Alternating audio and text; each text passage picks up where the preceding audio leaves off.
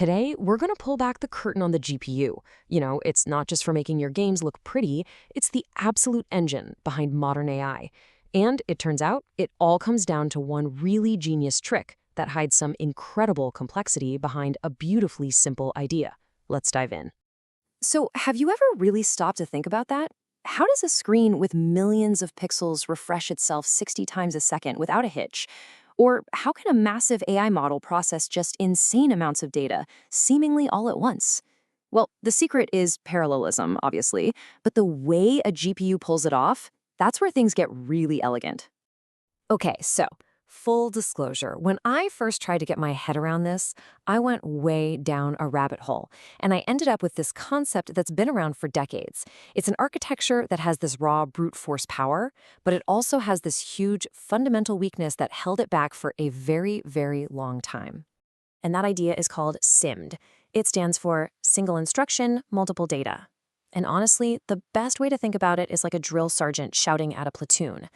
Instead of going to each soldier one by one and telling them to add 5, you just shout one command, everyone add 5, and the entire group does it at the exact same time. This is SIMD, and it's incredibly efficient, as long as you want to do the exact same thing to a whole bunch of data. But here's the catch, and oh man, it is a big one. This quote from a foundational paper way back in 1983 just nails the problem.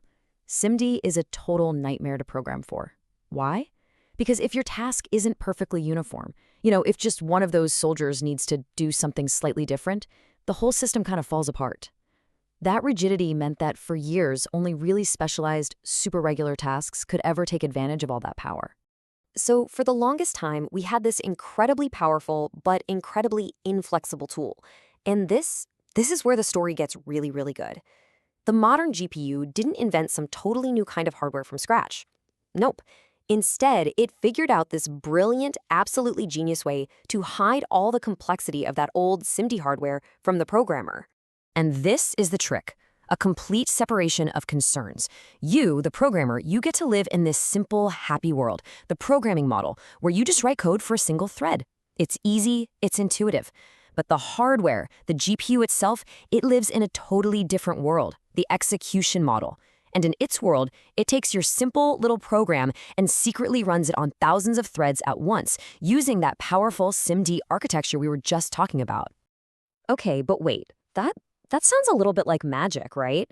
How on earth does the hardware translate one simple program into thousands of parallel actions? How does it organize all of those individual threads to feed them into that rigid, old-school SIMD machine? There has to be some kind of magic ingredient connecting these two worlds. And here it is. The magic ingredient is called a warp. Yep, a warp. A warp is just a group of threads, usually 32 on NVIDIA GPUs, that the hardware automatically bundles together. It's the GPU's official translation layer. It grabs 32 of your simple, individual programs and says, all right, you're a team now.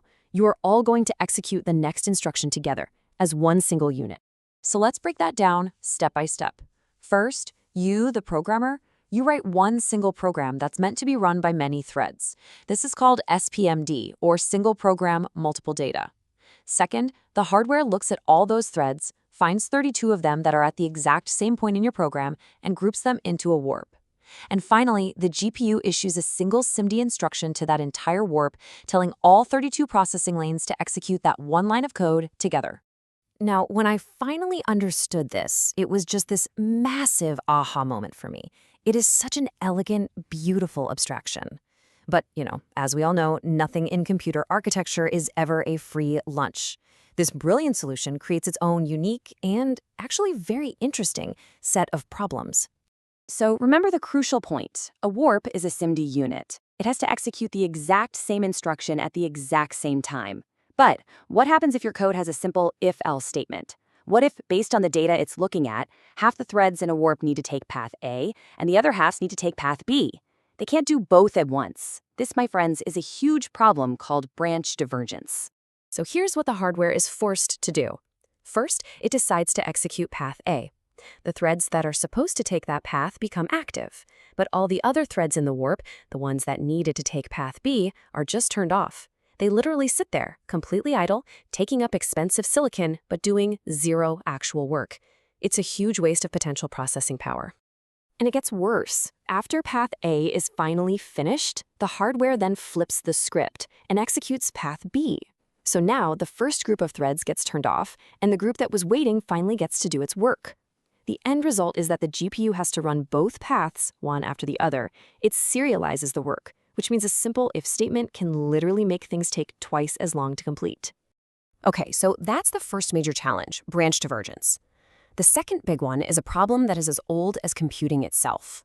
Fetching data from memory is incredibly, painfully slow compared to how fast a processor can actually run. So what happens when an entire warp of 33 threads all need data that just isn't ready yet? Well, this is where the GPU's second superpower comes into play, something called fine-grained multithreading.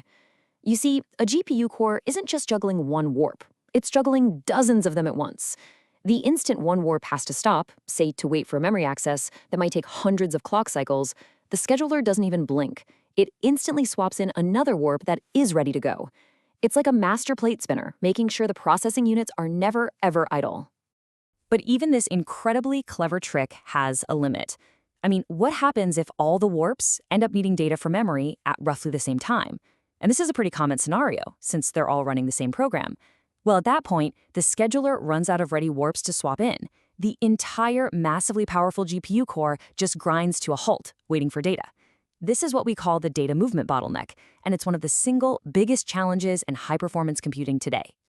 So when you put all of this together, you can see that the GPU lets us make this profound shift in how we think about problems. A traditional CPU thinks like a manager with a really long to-do list. Okay, do this, then do this, then do this. But a GPU lets you think like a million autonomous workers. You just launch them all, and each individual thread says, hey, I'm pixel number 537281. My one and only job is to figure out my own color. This shift from a single supervisor to a massive self-organizing workforce, that's the real breakthrough that unlocks all this power. So, what's the secret recipe here? Let's just boil it all down to the three core ideas, the three takeaways that make a modern GPU actually work. First, there's the abstraction. As a programmer, you get to live in a nice, simple world where you just write code for one thread at a time. Second, there's the trick. The hardware secretly bundles these simple threads into groups called warps.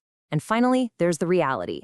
Those warps are actually executed as single, powerful commands on the GPU's underlying SIMD hardware. It's this layered approach that makes GPU programming both accessible and ridiculously powerful. And this really makes you think, doesn't it?